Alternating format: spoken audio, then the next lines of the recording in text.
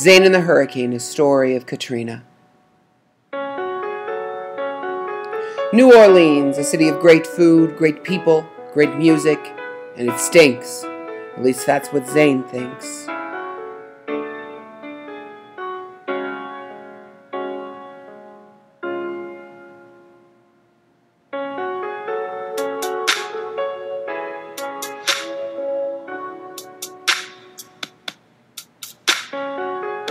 Sent to New Orleans to learn more about his own history, Zane is thrown into a world that is about to change his life forever.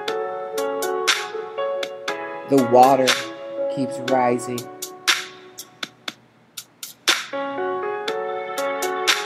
The police are nowhere to be found. The power is out.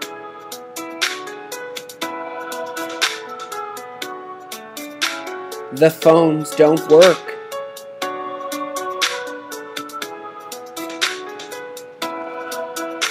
I need to warn you right now, there's something really gross stuff.